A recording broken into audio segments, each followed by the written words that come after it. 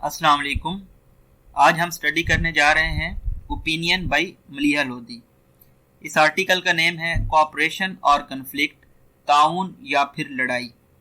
इस आर्टिकल के बहुत सारे इम्पॉर्टेंट एस्पेक्ट्स हैं, पॉलिटिकल साइंस के हवाले से, जियोपॉलिटिक्स के हवाले से, इंटरनेशनल रिलेशंस और करंट अफेयर्स के हवाले से। तो हम देखते हैं कि इस आर्टिकल में जो टर्बुलेंट रिलेशंस हैं, रफ रिलेशनशिप है, खराब ताल्लुकात हैं यूएस और चाइना के, ये किस तरह से सीड ऑफ कन्फ्लिक्ट या सीड ऑफ वॉर कैरी करते हैं। इसके अलावा इस आर्टिकल में बहुत सारी चीज़ों को कोट किया गया है।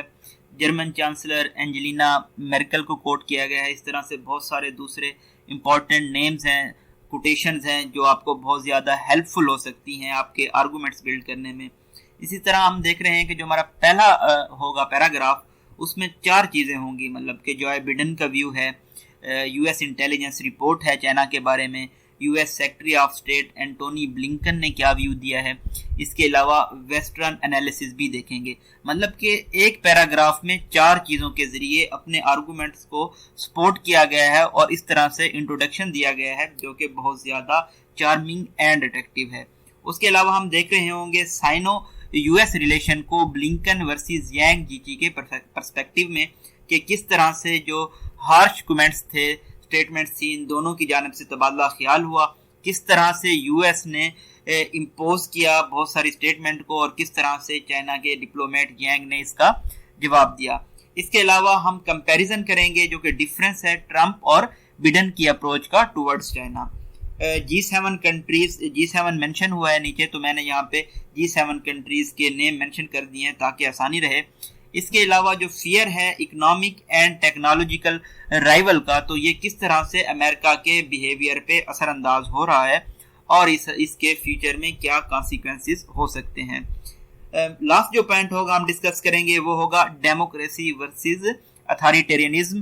पॉलिटिकल साइंस में ये दोनों टॉपिक्स पाए जाते हैं, डेमोक्रेसी भी और ये जो आमराना रवैया है या आमराना तर्ज अमल है चाइना में, इसके क्या इम्पैक्ट्स हैं, कौन सा जो सिस्टम है पॉलिटिकल सिस्टम ये ज़्यादा बेनिफिशियल है। हमारे चैनल को काइंडली सब्सक्राइब कर लें ताकि आप डेली अपडेट्स हासिल कर सकें। इसके अलावा अपने likes, comments, suggestion and feedback ज़रूर दीजिएगा ताकि हम अपनी परफॉर्मेंस को मज़ीद इम्प्रूव कर सकें। तो आइए स्टार्ट करते हैं।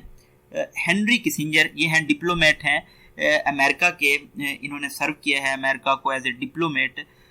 तो ये क्या करते हैं, इन्होंने वार्न किया है, मुतनब्बा किया है, अलर्ट किया है कि the turbulent relationship between the US and China, ये जो रफ रिलेशनशिप है, ख़राब ताल्लुक है अमेरिका और चाइना के दरमियान, carries the seed of war, ये जंग के बीज उठाए हुए है।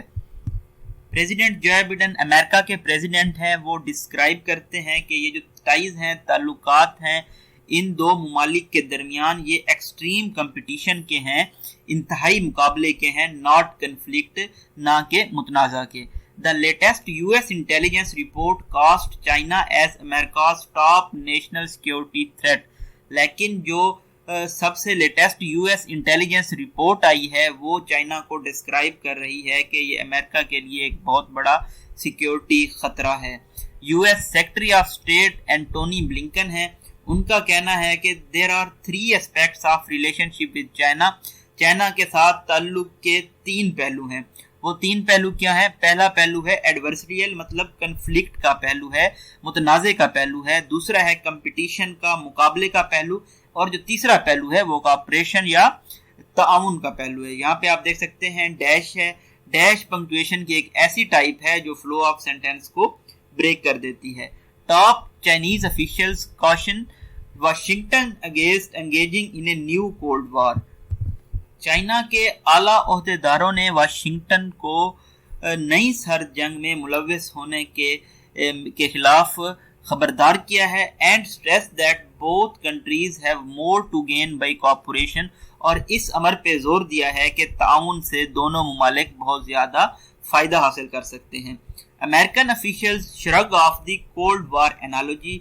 अमेरिकन के जो ओहदेदार हैं उन्होंने श्रग ऑफ कर दिया है, इग्नोर कर दिया है, नेग्लेक्ट कर दिया है ये जो सर्द जंग से मुशाबहत दी गई है एंड क्लेम और दावा किया है they are not seeking to contain China, वो चाइना पे काबू नहीं पाना चाह रहे। Many western analyst see a fierce contest rather than a cold war between the economic and tech superpowers।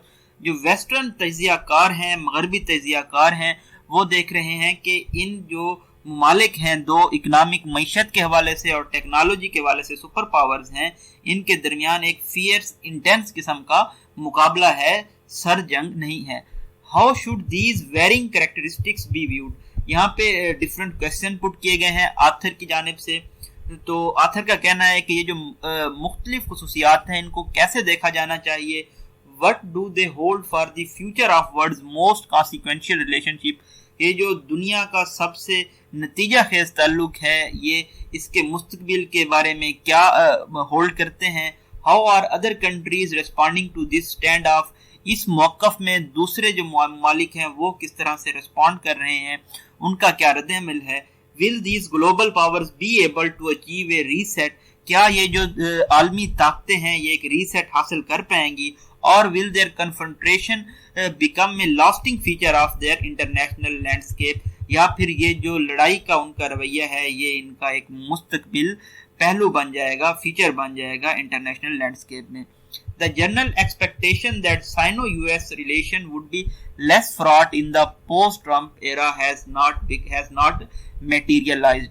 उम्मीद ये की जा रही थी जो चाइना और यूएस का ताल्लुक है जो कि एजिटेटेड, बहुत ज्यादा एजिटेटेड था ट्रम्प एरिया में, ये पोस्ट ट्रम्प एरिया में लेस एजिटेटेड हो जाएगा, लेस फ्रॉट हो जाएगा। ये एक एक्चुअल फैक्ट नहीं बन पाया, मेटीरियलाइज नहीं हो पाया।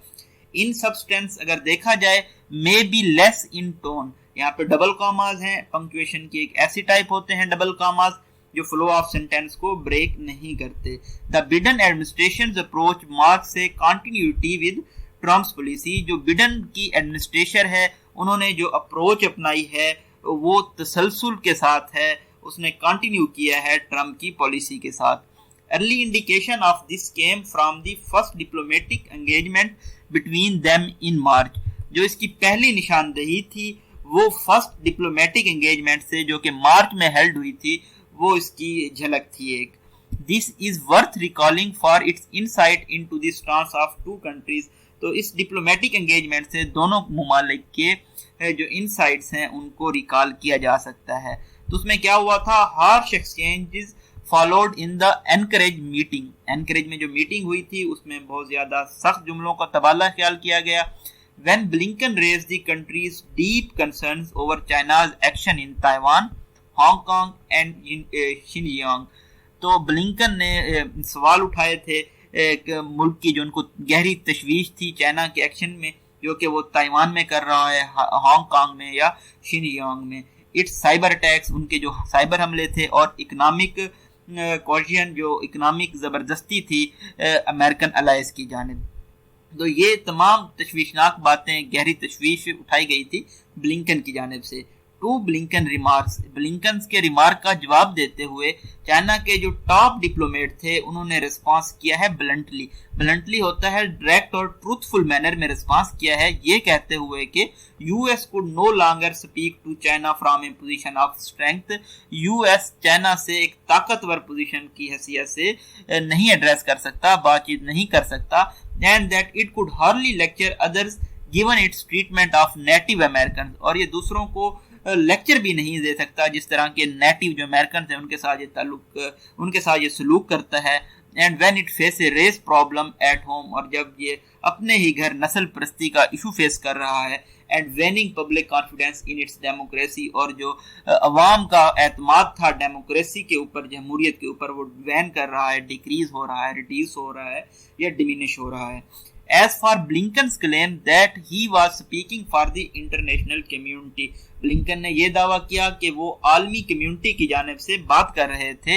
यांग यीची जो कि डिप्लोमेट हैं चाइना के, उन्होंने कहा कि US did not represent world opinion, जो यूएस है, यूनाइटेड स्टेट है, अमेरिका है, ये दुनिया की राय को रिप्रेजेंट नहीं करता, and neither did the west, और ना ही मगरिब की। डिस्पाइट दीज टफ मैसेजेस, इन सख्त पैगामात के बावजूद चाइनीज जो डिप्लोमेट हैं उन्होंने इंसिस्ट किया है, इस बात पे जोर दिया है that new global situation warranted a cooperative relationship between the two countries। जो नई ग्लोबल सूरत हाल है ये दोनों ममालिक के दरमियान जो ताउन का ताल्लुक होगा उसको प्रमोट करना चाहती है। दे साइटेड प्रेसिडेंट शी जिनपिंग, उन्होंने प्रेसिडेंट शी जिनपिंग को साइट किया है, चाइना के प्रेसिडेंट हैं। उनका क्या विजन है रिलेशन के मुतालिक, कॉलन है यहाँ पे। तो आप देख रहे हैं यहाँ पे हमारे पास तीसरी टाइप आ रही है पंक्चुएशन की। हमने डैश का इस्तेमाल देखा, डबल कॉमास का इस्तेमाल देखा। अच्छा, यहाँ पे जो कॉलन होते हैं, कॉलन प्रीवियस सेंटेंस को एक्सप्लेन कर रहे होते हैं। तो क्या जी उनका विजन था? उनका विजन है नो कन्फ्लिक्ट, कोई मुतनाज़ा नहीं, नो कन्फ्रंट्रेशन, कोई लड़ाई नहीं, म्यूचुअल रिस्पेक्ट, बाहमी इज्जत एंड विन विन, और दोनों के लिए विन विन सिचुएशन, जीत की situation. This did not elicit a positive response from the US side, लेकिन इस तरह का मुस्बित रिस्पांस अमेरिका की साइड से देखने में नजर नहीं आया। Off to bumpy start, bumpy start का मतलब होता है not successfully in the early stages, relation did not transition into a reset mood in subsequent month. आने वाले महीनों में ये जो ताल्लुकात होते हैं ये ट्रांजिशन नहीं कर जाते या तब्दील नहीं हो जाते रीसेट मूड में। Far from normalizing they continue to be tense, normalize होने की बजाय ये मजीद टेंस होते जा रहे हैं। While China's interest lies in defusing tension, China का इंटरेस्ट ये है कि ये जो टेंशन है, कशीदगी है, इसको कम किया जाए और स्टैब्लिश किया जाए, कायम किया जाए एक अमन के ताल्लुक को, ताकि इनेबल किया जा सके डिफरेंसेस को, जो फर्क है उनको मैनेज किया जा सके। The US has continued to stoke tensions by its aggressive stance, US ने हमेशा जारी रखी हैं इंसाइट करनी टेंशंस को, कशीदगियों को अपने इस एग्रेसिव या हार्श स्टांस की वजह से। इनफैक्ट हमारे पास डिस्कोर्स मार्कर है, the only difference between the Trump approach and Biden is that the latter is trying to round up allies. अच्छा, अब यहाँ पे डिफरेंस बताया गया है कि ट्रम्प की अप्रोच में और बिडेन की अप्रोच में क्या डिफरेंस है। बिडेन ये अब कर रहे हैं कि ये अलाइज जमा कर रहे हैं और ममालिक को जमा कर रहे हैं ताकि चाइना को काउंटर किया जा सके। इसकी एक एग्जांपल ये है कि यूएस ने रिसेंट जो G7 की मीटिंग हुई है इसमें उन्होंने ज्वाइंट फ्रंट को मोबिलाइज किया है चाइना के अगेंस्ट। तो जी इसमें शामिल थे Canada, France, Germany, Italy, Japan, UK and US. G7 ने एक कम्युनिक रिलीज की है, प्रेस रिलीज की है, जिसमें उन्होंने क्रिटिसाइज किया है, तनकीद किया है चाइना की हैंडलिंग की ऑफ ह्यूमन राइट्स पे, उनकी पॉलिसीज पे जो कि हांगकांग में उन्होंने अपनाई है।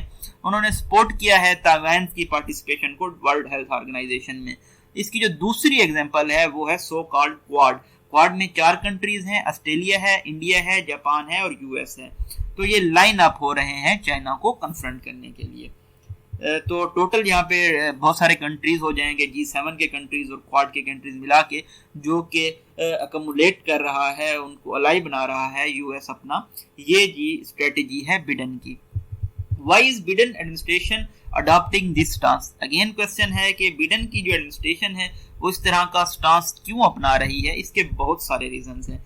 जो पहला रीजन है, it is reflecting the anti China mode and bipartisan consensus in America that sees China as an adversary whose rising power needs to be balanced.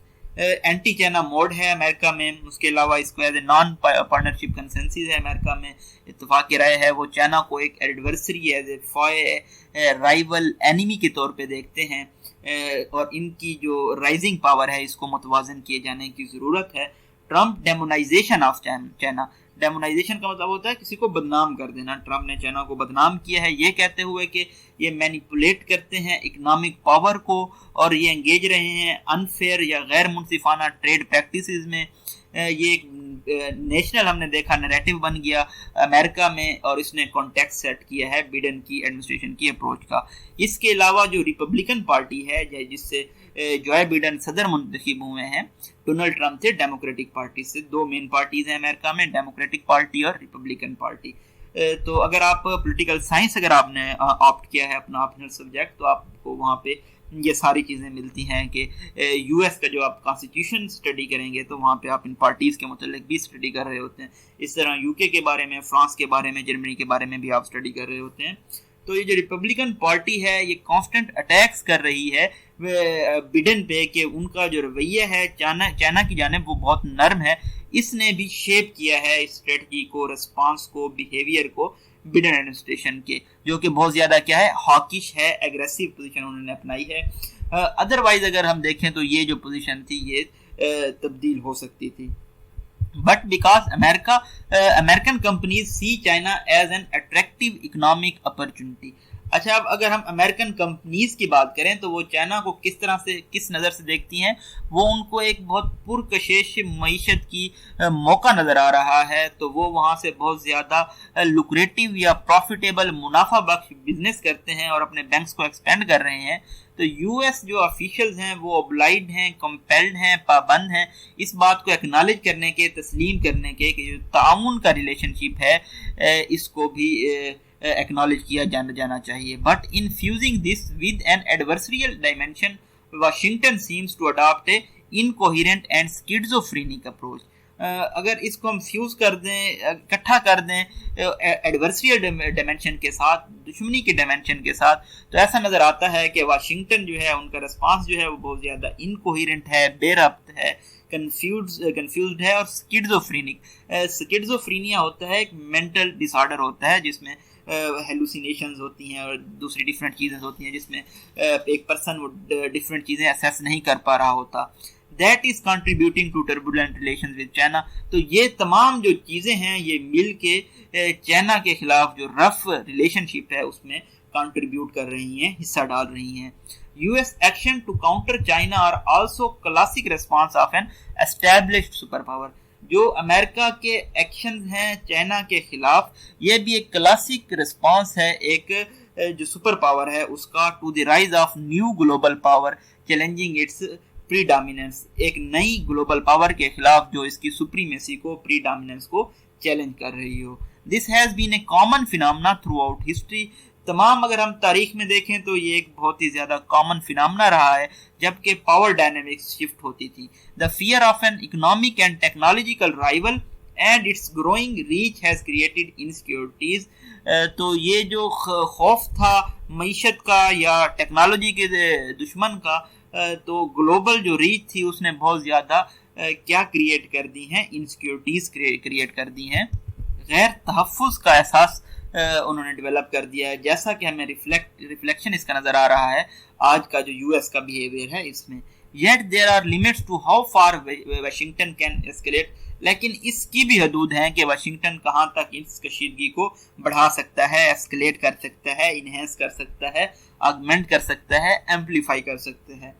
As Andrew Bacevich, president of Quincy Institute, यहाँ पे आप सीख रहे हैं कि किस तरह से कोट करना है किसी को। अगर आपने तो यहाँ पे एंड्रयू को कोट किया गया है जो कि प्रेसिडेंट हैं क्विंसी इंस्टीट्यूट के। उन्होंने क्या लिखा कि टुडे, आज, China produces almost everything that American consumer hanker two by.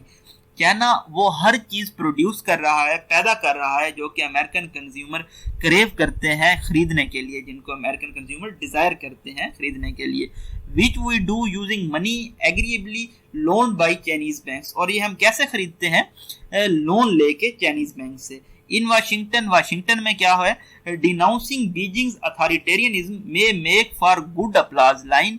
Criticise करना, डिनाउंस करना बीजिंग के आमराना रवैये को, ये फेवरेबल रिस्पांस तो गेन कर सकता है ऑडियंस की जानिब से, एक गुड अपलॉज लाइन तो गेन कर सकता है, येट लेकिन the reality is that our two nations are mutually dependent. ये जो दो अक़वाम हैं ये एक दूसरे पे मुनहसिर हैं।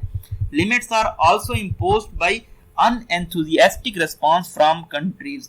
तो ये जो हदूद हैं उन ममालिक की जानिब के से भी इम्पोज होती हैं जिनका रिस्पांस बहुत ज़्यादा एपैथेटिक है, लैक ऑफ इंटरेस्ट इसमें नज़र आता है हमें, अनएंथुसियास्टिक है। जिनको, वो कौन से ममालिक है जिनको वाशिंगटन वूइंग कर रहा है, जिनकी फेवर सीख कर रहा है वाशिंगटन एंटी चाइना अलायंस के लिए। इवन क्लोज यूरोपियन अलायंस, जो यूरोपियन अलायंस हैं वो भी with economic equities with China, जिनके चाइना के साथ इकोनॉमिक ताल्लुकात हैं, और reluctant to be drawn into such a coalition, वो भी अनविलिंग है इस तरह के इतिहाद में खींचे जाने से। Biden told the Munich conference in April that US and its allied faced long-term strategic competition with China। Biden ने म्यूनिक की कॉन्फ्रेंस में जो कि अप्रैल में हुई थी ये बताया कि जो इसके अलाइड हैं उन्होंने बहुत ज़्यादा फेस किया है लॉन्ग टर्म स्ट्रेटजिक मुकाबला चाइना के साथ और उनको स्टैंड अप करने की जरूरत है इकोनॉमिक जो अब्यूजेस हैं उनके खिलाफ और जो कॉर्सिजन है जो जबरदस्ती है उसके खिलाफ। लेकिन यूरोप जो कि much less of the world does not see it the same way, Europe इसको इस नजरिए से इस नज़र से नहीं देखता। जर्मन चांसलर हैं जिनका नाम है एंजेला मेर्केल, उन्होंने बहुत ओपनली कहा है कि जापान बहुत ज़्यादा रिलक्टेंट है, अनविलिंग है कि वो सैंक्शन करे चाइना को या चाइना पे पाबंदियां लगाए। And other Asian countries are even less willing to join any contain China coalition, या दूसरे भी एशियन कंट्रीज भी विलिंग नहीं है चाइना पे के जो खिलाफ इतिहाद है उसको उसमें शामिल होने के लिए। Whether this reality urges the US towards a conciliatory policy is to be seen, क्या ये तमाम जो हकायक हैं US को अर्ज कर पाएंगे कि वो एक सुलहजू पॉलिसी अपनाए, ये अभी देखना बाकी है। Beijing has shown much forbearance in the face of aggressive US conduct, Beijing ने बहुत ज़्यादा टॉलरेंस शो की है ये जो US का जारहाना रवैया था इसके खिलाफ। But a more confident China has also pushed back against what it perceives as US bullying and intimidation. लेकिन जो कॉन्फिडेंट पुरएतमाद चाइना था उसने पुश बैक भी किया है, जो उसने यूएस के रवैये को धौंस धमकियों को अगर उसने समझा है कि यूएस अब बुलिंग कर रहा है या खतरे का बायस बन गया है। Growing nationalist sentiment in the country means that Beijing will continue to act assertively even it seeks a calmer. ये जो ग्रोइंग मतलब बढ़ रहे हैं कौम परस्ताना जो हैं जज्बात मुल्क में, इसका मतलब ये है कि बीजिंग को अब कॉन्फिडेंट वे में एक्ट करना पड़ेगा even as it seeks a calmer, अगरचा ये बहुत काम रहना चाहता है cooperative relationship with the US और यूएस के साथ ताउन के ताल्लुकात चाहता है। एज प्रेसिडेंट ही declared recently in the Boao Forum, president ही ने भी ये अनाउंस किया है बुआओ के फोरम पे, an economic decoupling between the two global powers would be the world's detriment. ये जो इकोनॉमिक डिकपलिंग है दो ग्लोबल पावर आलमी ताकतों के दरमियान, ये दुनिया के लिए हार्मफुल होगी, डैमेजिंग होगी, डिवास्टेटिंग होगी। इकोनॉमिक डिकपलिंग क्या होता है जी? An economy that would be able to grow without corresponding increase in environmental pressure. While predictions of a conflict between the two countries are clearly overdrawn, ये जो निशानदेही है कन्फ्लिक्ट की, मुतनाज़े की इन दो ममालिक के दरमियान, ये वाज़े तौर पर एग्जेजरेट करके बताई गई है, बढ़ा चढ़ा के बताई गई है। The world's most critical bilateral relationship is likely to remain on an unstable course for at least the near term. जो दुनिया का बहुत ज़्यादा अहम बाहमी तल्लुक है इन दो ममालिक के दरमियान, ये नियर फ्यूचर में भी अनस्टेबल कोर्स पे रहेगा। यह जी कंक्लूड किया है आथर ने। आथर मलिया लोधी एम्बेसडर रही हैं यूएस, यूके एंड यूएन की। ये जी ब्रीफ एनालिसिस था मई 17 के ओपिनियन का जो कि पब्लिश हुई है मलिया लोधी की जानिब से। तो इसमें आपने ये देखा कि किस तरह से आपने डिफरेंट लोगों को कोट करना है। ये शी जिनपिंग की एग्जांपल आई है हमारे पास, एंजेला मर्केल की एग्जांपल आई है, इसके अलावा हमने एंड्रयू बेसविच के रिमार्क्स किस तरह कोट किए गए हैं ये हमने देखा। हमारे पास बहुत सारे डिफ़िकल्ट वर्ड्स के मीनिंग भी यहाँ हमारे पास आए। हमने अपनी सिनोनिम्स, एंटोनिम्स, वोकैब को इम्प्रूव किया। डिफरेंट हमारे पास इस आर्टिकल में डिस्कोर्स मार्कर्स भी हैं। इसके अलावा करंट अफेयर्स के हवाले से देखें तो हमने G7 एंड क्वाड के बारे में पढ़ा। रिस्पांस देखा हमने दुनिया का साइनो यूएस रिलेशन के बारे में, डिफरेंट एनालिस्ट का रिस्पांस देखा, चाइना का क्या स्टांस है, यूएस का क्या स्टांस है, इसमें क्या तब्दीली आई है pro Trump and post Trump era में। तो ये तमाम चीज़ें आप एक ओपिनियन से लर्न कर रहे होते हैं, आप अपना आर्गूमेंट बिल्ड करना सीख रहे होते हैं। तो यहाँ पे आपने देखा कि एक आर्गूमेंट प्लेस किया गया, फिर उसको सपोर्ट भी किया गया डिफरेंट लोगों को कोट करके, डिफरेंट हकायक बता के, फैक्ट्स बता के। तो ये तमाम चीज़ें होती हैं जो आपको हेल्पफुल हो रही होते हैं अपने ऐसे को ऐस करने में। तो दुआओं में याद रखिएगा। Thank you so much.